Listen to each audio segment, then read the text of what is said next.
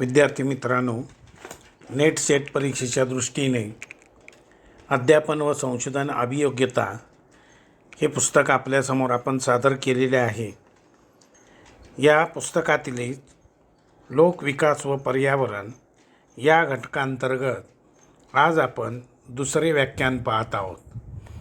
आजचा व्याख्यानाचा विषय आहे सहस्र व शाश्वत विकासाची ध्येये, millennium development and sustainable development goals.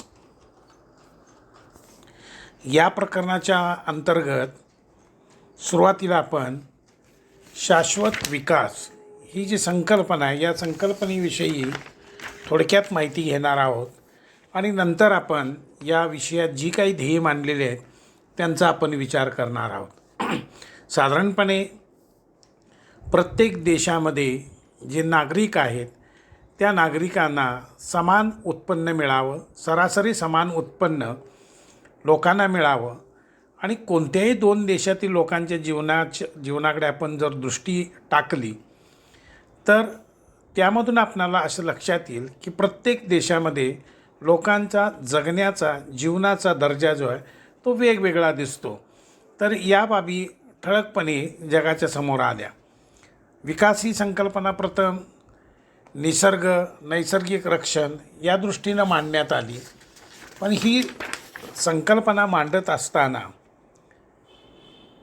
युनोच्या कागदपत्रानुसार अशी अपेक्षा होती की जीवनामध्ये शिक्षण मिळालं पाहिजे, लोक साक्षर झाली पाहिजेत आणि सरासरी उत्पन्न जे आहे त्यावरून मानवाचा विकास ठरला पाहिजे. आणि मग यातूनच शाश्वत विकास ही संकल्पना जी आहे ती संकल्पना प्रथम मांडण्यात आली. प्रथम निसर्ग व नैसर्गिक साधने संरक्षणाच्या आंतरराष्ट्रीय संघाने 1980ला जी जागतिक संरक्षक योजना वर्ल्ड कॉन्झर्वेशन स्ट्रॅटेजीची संकल्पना प्रथम वापरली आणि त्यातून सस्टेनेबल किंवा शाश्वत विकास ही संकल्पना पुढे आली. आता शाश्वत विकास म्हणजे ज्यामध्ये आपण म्हणतो की टिकाऊ स्वरूपाचा विकास झाला पाहिजे, स्थायी स्वरूपाचा विकास झाला पाहिजे, स्वयंपोषणक्षम म्हणजे स्वतः जगण्याला समर्थ होण्याची क्षमता जी आहे ही शाश्वत विकासामध्ये अपेक्षित आहे आणि हा जो विकास आहे हा चिरकाल टिकला पाहिजे ही एक अपेक्षा आहे.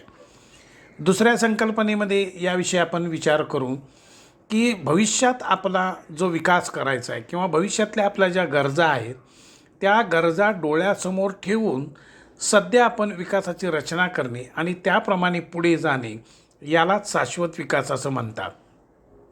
बुटलँड अहवाल शाश्वत विकास म्हणजे असा विकास की जो भविष्यातील पिढ्यांचा त्यांच्या स्वतःच्या गरजा पूर्ण करण्याच्या क्षमतेशी कोणतीही तडजोड न करता सध्याच्या गरजा पूर्ण करणे होय.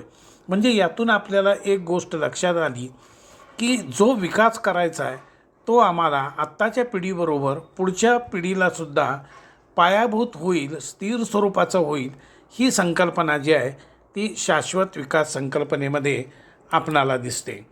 आता या शाश्वत विकासामध्ये काही घटक जे आहेत त्या घटकाकडं आपण लक्ष ठेवणं आवश्यक आहे की शाश्वत विकास करताना आपल्याला काय करावं लागेल.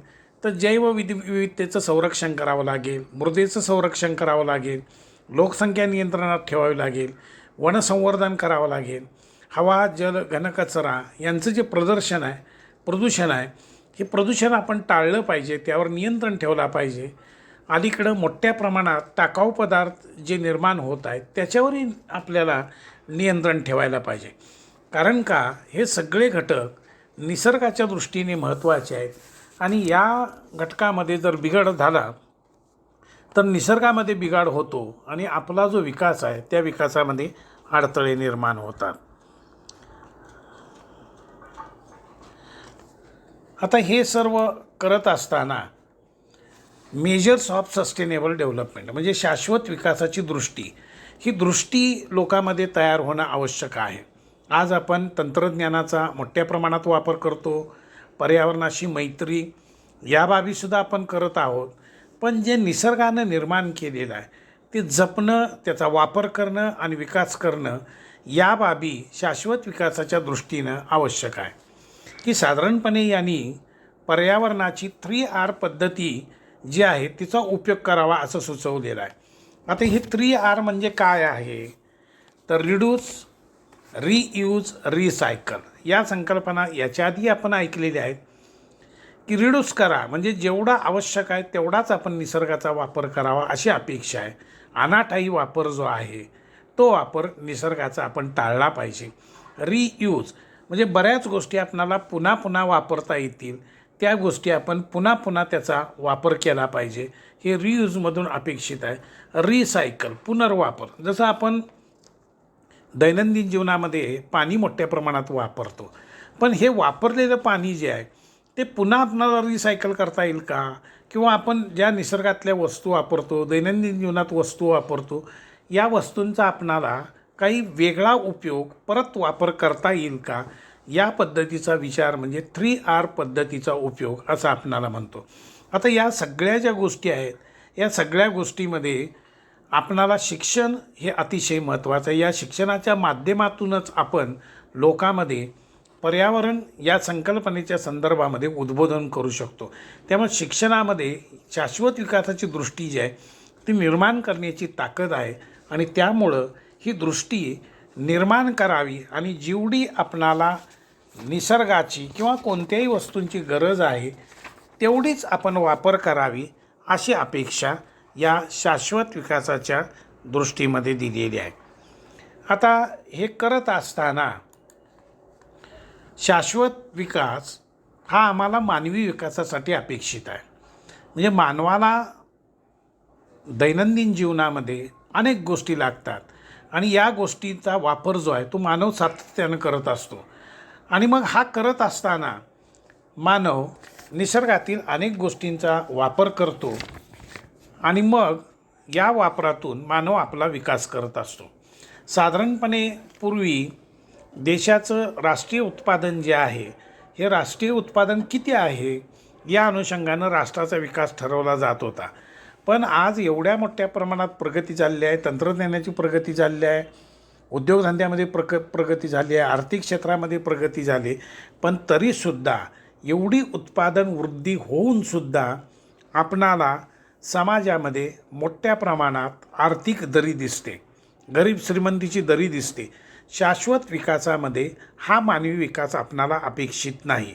त्यामुळं मानवी विकासाचे जे मूलभूत आधारस्तंभ आहेत ते आपण लक्षात घेतले पाहिजे की समता आणि निपक्षपातीपणा, की हे जे आधारस्तंभ आहे या आधारस्तंभाच्या आधारे की जे काय आम्हाला करायचं आहे त्यामध्ये कुठेही भेदभाव होणार नाही ही अपेक्षा मानवी विकासामध्ये अपेक्षित आहे. शाश्वतता पाहिजे, विकासामध्ये शाश्वतता पाहिजे, निश्चितता पाहिजे, ही पण गोष्ट महत्त्वाची आहे. उत्पादकता वाढली पाहिजे, सबलीकरण झालं पाहिजे, पुरुष स्त्री असा भेद जो आहे तो भेद आपण टाळला पाहिजे. एकमेकाला सहकार्य आणि सुरक्षा या बाबी मानवी विकासाच्या दृष्टीने अतिशय महत्त्वाच्या आहेत. आणि म्हणून मग 1990ला जो मानवी विकास अहवाल आहे तो अहवाल मांडण्यात आला आणि या अहवालाच्या माध्यमातून की मानवी जीवनाचे 3 पैलू निश्चित करण्यात आले.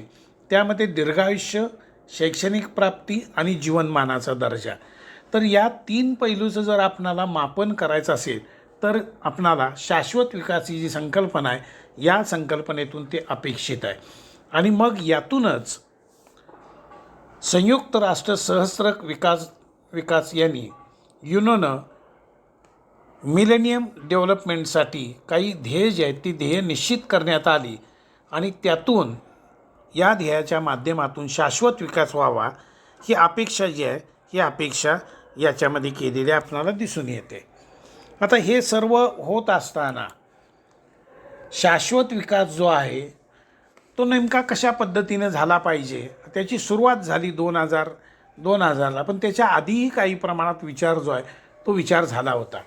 आणि म्हणून मग शाश्वत विकासाची तत्त्व जी आहेत किंवा प्रिन्सिपल्स ऑफ सस्टेनेबल डेव्हलपमेंट जे आहेत की बुटलँड आयोग जो आहे किंवा ब्राझीलमध्ये रिओ दी जानेरो इथं 3 ते जून साधारणपणे 3 ते 14 जून या कालावधीत जी परिषद झाली होती, वसुंधरा शिखर परिषद झाली होती, त्यामध्ये काही तत्त्व जी आहेत ती तत्त्व सांगण्यात आली.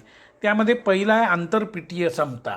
आता याच्यामध्ये काय अपेक्षित आहे की जगातील सर्व व्यक्तींना मूलभूत उत्पन्न जे आहे किंवा गुणवत्ता जी आहे किंवा समान संधी आहे ती मिळाली पाहिजे, ही याच्यामध्ये अपेक्षा आहे. आणि मागच्या पिढीचा जो सांस्कृतिक वारसा आहे तो पुढच्या पिढीला मिळाला पाहिजे, ही अपेक्षा आंतरपिढीय समतेमध्ये या परिषदेमध्ये अपेक्षित करण्यात आली. नैसर्गिक संसाधनाचा वापर आणि संवर्धन जो आहे तो काळजीनं करणं अपेक्षित आहे. पर्यावरण संरक्षण सर्वांनी करणं अपेक्षित आहे, कारण पर्यावरणाचं संरक्षण आपण केलं नाही तर विकासाच्या प्रक्रिया ज्या आहेत त्या मंदावतात, गती मंद होते आणि मग यामध्ये गरिबाचं अधिक नुकसान होतं. त्यामुळं पर्यावरण संरक्षण महत्त्वाचं आहे. सावधगिरीचं तत्त्व जे आहे यामध्ये की मानवाच्या क्रियेमुळे जर निसर्गामध्ये काही गोष्टी घडत असतील आणि त्या गोष्टीच्या माध्यमातून काही धोका निर्माण होत असेल तर त्याला प्रतिबंध करणं, पर्यावरणाची हानी वाचवणं हे सावधगिरीच्या तत्त्वामध्ये अपेक्षित आहे. प्रदूषण ज्यांनी ज्यांनी केलं असेल त्यांच्याकडून कडक स्वरूपामध्ये नुकसान भरपाई भरून घेतली पाहिजे, कारण अशा पद्धतीच्या कृती केल्या तर मग इतर लोक प्रदूषण करण्याचा विचार करणार नाहीत. दुसरं आहे मदतीचे किंवा सहकार्याचे बंधन. हे तर अपेक्षितच आहे. जगामध्ये सर्वांनाच जगायचं आहे आणि सर्वांना जगायचं असेल तर आम्ही एकमेकाला मदत जी आहे, सहकार्याची भावना जी आहे ती आपण पाळली पाहिजे. दारिद्र्य निर्मूलन संपूर्ण जगाचा आपण जर विचार केला तर मगाच सांगितल्या त्याप्रमाणे शाश्वत विकासामध्ये आम्हाला काही भागांचा, काही देशांचा विकास अपेक्षित नाही आहे, की सर्व जग एक आहे या संकल्पनेतून जे गरीब देश आहेत त्या देशातले जे दारिद्र्य आहे किंवा गरिबी आहे ती आपण कमी करण्याचा प्रयत्न जो आहे तो या संकल्पनेच्या माध्यमातून आपण केला पाहिजे. आणि जे विकसनशील देश आहेत, जे विकास आता करत आहेत त्या देशामध्ये दारिद्र्याचे प्रश्न आहेत, आरोग्याचे प्रश्न आहेत, शिक्षणाचा प्रश्न आहे, म्हणजे अगदी जगण्याचाच प्रश्न आहे. मानवतेच्या भूमिकेतून जे देश विकसित झालेले आहेत त्या विकसित देशांनी किंवा संयुक्त राष्ट्र संघटनेने या समस्येकडं काळजीपूर्वक पाहून या समस्या ज्या आहेत त्या सोडवायचा प्रयत्न जो आहे तो केला पाहिजे. आणि मग या सर्वातून विचार करून एक संकल्पना जी आहे ती संकल्पना संयुक्त राष्ट्रसंघामध्ये मांडण्यात आली 1 सप्टेंबर 2004. यावेळी जागतिक परिषदेमध्ये एकूण 190 देशांनी भाग घेतला होता आणि 190 देशाच्या संमतीने एक जाहीरनामा घोषित करण्यात आला आणि त्यामध्ये एक 8 ध्येय जी आहेत ती निश्चित करण्यात आली आणि 2000 ते 2015 असा कालावधी ठरवण्यात आला, ज्याला सहस्रक विकास व शाश्वत विकास ध्येय असं आपण म्हणतो किंवा millennium development and sustainable development goals असं आपण म्हणतो. आता यामध्ये जी 8 ध्येय निश्चित केली, जागतिक स्तरावर जवळपास 190 देश याच्यावर काम करणार होते आणि त्यामुळं जगाच्या पुढे जे मोठे प्रश्न आहेत ते प्रश्न डोळ्यासमोर ठेवून ही 8 ध्येय निश्चित करण्यात आली. त्यामध्ये अत्यंत गरिबी उपासमारीचे निर्मूलन, त्यानंतर सार्वत्रिक प्राथमिक शिक्षण जे आहे ते शिक्षण मिळालं पाहिजे, म्हणजे विद्यार्थ्यांची भूक जी आहे ती भूक भागवण्याची समस्या सोडवली पाहिजे, कुपोषित बालकांची समस्या सोडवली पाहिजे आणि त्याच्याबरोबरच मुलांना सक्तीनं प्राथमिक शिक्षण जे आहे ते सन 2000 पर्यंत तरी मिळालं पाहिजे अशी अपेक्षा याच्यामध्ये व्यक्त करण्यात आली. विद्यार्थ्यांच्या नोंदी करणं, त्यांच्या सोयी करणं हे याच्यामध्ये अपेक्षित आहे. लैंगिक संबंध त्याला उत्तेजन देणे व महिला सबलीकरण. आता याच्यामध्ये लैंगिक समानता जी आहे ही याच्यामध्ये अपेक्षित आहे. आणि मग हे करत असताना की 2015पर्यंत स्त्रियांच्या शिक्षणामध्ये ज्या काय अडचणी असतील त्या अडचणी आपण दूर केल्या पाहिजेत, सुधारणा केली पाहिजे आणि या सर्वांना देशाच्या राजकारणामध्ये, अर्थकारणामध्ये सहभागी करण्याची संधी प्राप्त झाली पाहिजे. त्यानंतर बालकांचा मृत्यूदर कमी करणे. आता ही समस्या थोडी कमी होत आहे पण संपूर्णपणे संपली असं आपण म्हणू शकत नाही, कारण 1990 ते 2015 या 5 वर्षाखालील जी बालकं आहेत त्यांचा मृत्यूदर किमान 3/4 कमी करावा असं ध्येय जे आहे ते याच्यामध्ये ठेवलेलं आहे. मुलांचा मृत्यू जो आहे तो मृत्यू रोखण्याचं ध्येय जे आहे ते याच्यामध्ये ठेवण्यात आलं. त्यानंतर मातांच्या आरोग्यामध्ये सुधारणा, म्हणजे या बाबी स्त्रियांचं सबलीकरण जे आहे या सबलीकरणाशी संबंधितच या बाबी आहे. तर आरोग्याच्या सुविधा तिला मिळाल्या पाहिजेत. या काळामध्ये HIV सारखा रोग असेल, मलेरियासारखा रोग असेल, या रोगाच्या अनुषंगानं लढा देण्यासाठी वेगवेगळे उपाय जे आहेत ते उपायांची अपेक्षा या ध्येयामध्ये व्यक्त करण्यात आली. शाश्वत पर्यावरणाची खात्री, साधारणपणे अशी अपेक्षा व्यक्त केलेली आहे की 2010पर्यंत जैवविविधतेचं नुकसान भरून काढावं, जंगलवाढ करावी, कार्बनचं प्रमाण कमी करावं, ओझोन क्षय कमी करावा, प्रदूषण कमी करणे आणि 2015पर्यंत सर्वांना शुद्ध पाणी मिळावं ही अपेक्षा याच्यामध्ये व्यक्त केलेली आहे. जागतिक विकासासाठी सहभाग निश्चित करणे ही तर अतिशय महत्त्वाची बाब आहे. कारण आधी आपण विचार केलेला आहे की जग राहिलं तरच आपण राहू शकतो आणि त्याच्यामुळं बाकीच्या सर्व बाबी विचारात घेता जगातील देशांनी यासाठी प्रयत्न करणं आवश्यक आहे. आणि हा प्रयत्न करत असताना की चांगली अर्थव्यवस्था तयार करणं, चांगलं प्रशासन तयार करणं, विकास होत असलेल्या देशांना मदत करणं, झोपडपट्ट्या कमी करणं, तर आंतरराष्ट्रीय स्तरावरच्या समस्या ज्या आहेत त्या सोडवायचा प्रयत्न जो आहे तो प्रयत्न यातून व्हावा अशी अपेक्षा याच्यामध्ये व्यक्त केली. आता हे 2000 ते 2015पर्यंत याच्यावर विचार झाला, अनेक परिषदा झाल्या, काही प्रश्न सोडवायचा सुद्धा मोठ्या प्रमाणात प्रयत्न झाला आणि मग 2015च्या नंतर असा विचार करण्यात आला की 2015 ते 2030 यामध्ये डिसेंबर 15मध्ये न्यूयॉर्क परिषद घेण्यात आली आणि पॅरिस ठराव जो आहे तो पॅरिस ठराव याच्यामध्ये करण्यात आला आणि या पॅरिस ठरावाच्या माध्यमातून 2015 ते 2030 यातली शाश्वत विकासाची ध्येय परत त्यांची रचना करण्यात आली आणि 17 शाश्वत विकास ध्येय जे आहेत ही millennium development and sustainable development या अंतर्गत परत त्याची रचना करण्यात आली आणि जवळपास 193 देशांनी हे मान्य केलं आणि 1 जानेवारी 2016पासून याची अंमलबजावणी सुरू झाली. आता पूर्वीची जी काही ध्येय आहेत त्या ध्येयातली काही ध्येय याच्यामध्ये आहेत, पण गरजेनुरूप त्यातली बदल होऊन काही ध्येयांचा समावेश जो आहे तो समावेश याच्यामध्ये झालेला दिसतो. पहिलं सार्वत्रिक दारिद्र्य दूर करणं ही याच्यामध्ये पहिलं जे ध्येय आहे हे पहिलं ध्येय ठेवण्यात आलं. आता हे ठेवत असताना की सर्वांची जी गरिबी आहे, सर्वांची जी भूक आहे ती भूक पहिला दूर करणं अपेक्षित आहे. निसर्ग जो आहे तो निसर्ग चांगल्या पद्धतीनं राहायला पाहिजे तर या समस्या दूर होतील ही एक अपेक्षा आहे. शांततापूर्ण जीवन जगणं हे पण याच्यामध्ये अपेक्षित आहे आणि या सगळ्या बाबीतून सार्वत्रिक दारिद्र्य जे आहे ते दारिद्र्य दूर करण्याचा प्रयत्न जो आहे तो प्रयत्न पुढच्या 15 वर्षामध्ये व्हावा अशी अपेक्षा याच्यामध्ये आहे. साधारणपणे 2030पर्यंत हे दारिद्र्य जे आहे ते दूर करण्याचा प्रयत्न असे एक ध्येय याच्यामध्ये ठेवण्यात आलं. उपासमारीचे समूळ उच्चाटन. आता उपासमारी आहे, मग अन्न सुरक्षा असेल, सुधारित पोषण आहार देणं, शाश्वत शेतीला चालना देणं, त्यानंतर आर्भके असतील, गर्भवती महिला असतील, कुपोषित बालकं असतील, वयोवृद्ध व्यक्ती आहेत की त्यांची जी उपासमार होती त्यांच्या अन्नाची सुरक्षा करणं अशी ध्येय याच्यामध्ये ठेवण्यात आली. काही व्यवसायसुद्धा याच्यामध्ये सुचवण्यात आले आणि उत्पादन दुप्पट करण्याची संकल्पना जी आहे ती याच्यामध्ये मांडण्यात आली. निरोगी जीवनाची खात्री हे तर अपेक्षितच आहे की प्रत्येक माणसाला 2030पर्यंत मृत्यूदराचं प्रमाण कमी झालं पाहिजे, आरोग्यपूर्ण जीवन मिळालं पाहिजे, वेगवेगळे जे रोग आहेत ते रोग कमी झाले पाहिजे ही अपेक्षा याच्यामध्ये आहे.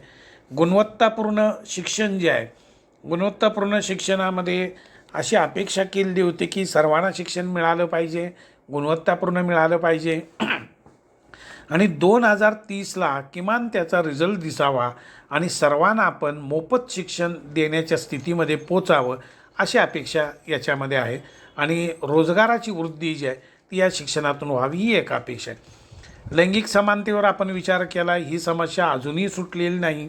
अजूनही मोठ्या प्रमाणात कित्येक वर्षापासून ऐतिहासिक काळापासून या समस्येवर आपण काम करत आहोत, विचार करत आहोत, पण आजही समस्या आपली सुटली नाही. त्याच्यावर विचार झाला पाहिजे. स्वच्छ पाणी, स्वच्छता या बाबीसुद्धा अतिशय महत्त्वाच्या आहेत. सुरक्षित पेयजल, शौचालय सुविधा, पाणी प्रदूषण कमी करणं अशा बाबींचा विचार जो आहे तो याच्यामध्ये झाला. परवडण्यायोग्य व स्वच्छ ऊर्जा ही एक संकल्पना आता आपल्याकडे आलेली आहे की नवीनक्रम ऊर्जा स्रोत जे आहे त्याचा वापर व्हावा अशी एक अपेक्षा याच्यामध्ये दिसते. तंत्रज्ञानाचा वापर व्हावा ही एक अपेक्षा आहे. चांगल्या दर्जाचे काम व आर्थिक वाढ हे एक ध्येय ठेवण्यात आलं की शाश्वत विकास करायचा असेल तर प्रतिष्ठापूर्वक काम लोकांना मिळणं अपेक्षित आहे.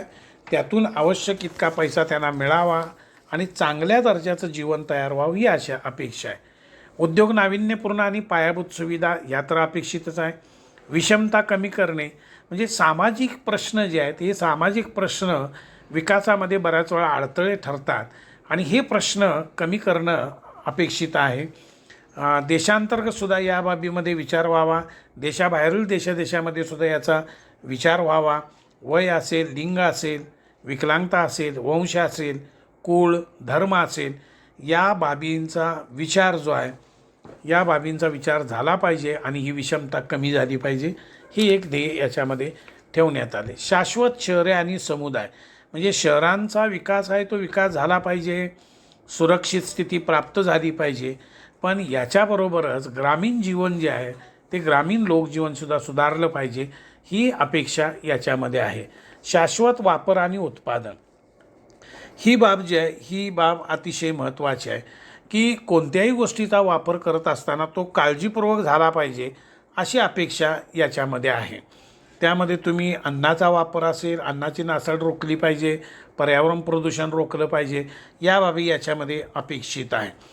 पाण्याखालचे जीवन म्हणजे जे महासागर, समुद्र, सागरी स्रोत आहेत यांचासुद्धा शाश्वत स्रोत म्हणून आपण वापर करतो आणि त्याच्यामुळं सागरी किनारे असतील किंवा परिसर असेल तिथलं प्रदूषण जे आहे ते प्रदूषण रोखलं पाहिजे. या बाबी ज्या आहेत या बाबी पाण्याखालच्या जीवनाच्या संबंधामध्ये काय ठरवलं आहे. जमिनीवरचं जीवन आहे यामध्ये वनांचं व्यवस्थापन करणं, त्यानंतर पारिस्थितिकी संस्था जी आहे ज्याला इकॉलॉजी म्हणतो आपण त्याचंही संरक्षण झालं पाहिजे. वाळवंटीकरणाची लढा आपण दिला पाहिजे. त्यामुळं जैवविविधतेची जी हानी होते ती हानी आपण थांबवली पाहिजे. शांती, न्याय व सशक्त संस्था तर या सगळ्या बाबीबरोबरच सामाजिक ज्या प्रश्न आहेत या प्रश्नातून शेवटी मानवी जीवन महत्त्वाचं आहे आणि मानवी जीवनामध्ये शाश्वत विकासामध्ये लोकांच्या जीवनामध्ये शांततापूर्ण जीवनाची जी अपेक्षा आहे, न्यायपूर्ण जीवनाची जी अपेक्षा आहे ती अपेक्षा पूर्ण व्हावी. त्यामुळे हिंसाचार असेल, मृत्यूदर असेल, शोषण असेल, तस्करी असेल, बालकावरील हिंसाचार असेल, बलात्कार असतील, भ्रष्टाचार असेल तर या समस्या सोडवण्यासाठी सगळ्या देशांनी प्रयत्न केला पाहिजे. हे एक ध्येय याच्यामध्ये ठरवण्यात आलं. त्यानंतर ध्येयासाठी भागीदारी ही एक संकल्पना अतिशय महत्त्वाची आहे की जे विकसित देश आहेत या विकसित देशांनी किमान 0.7% एवढा हिस्सा जो आहे तो आपल्या आर्थिक प्रगतीतला 0.7% हिस्सा जो आहे ते ज्या देशांचा विकास झालेला नाही, अनेक देशामध्ये ज्या समस्या आहेत, अन्नाचा प्रश्न आहे, जीवन जगण्याचा प्रश्न आहे, तर या बाबीसाठी 0.7% एवढा हिस्सा विकसित देशांनी द्यावा अशी अपेक्षा जी आहे ती अशी अपेक्षा शाश्वत विकासाच्या ध्येयामध्ये सांगितलेली आहे. की विद्यार्थी मित्रांनो, या सर्व बाबीचा विचार करता आज आपण शाश्वत विकास जो आहे तो शाश्वत विकासाची जी संकल्पना आहे, पर्यावरणाची जी संकल्पना आहे या अनुषंगानं आपण की millennium development and sustainable development या 2 मुद्द्यांच्या अनुषंगानं आज आपण विचार केला. धन्यवाद.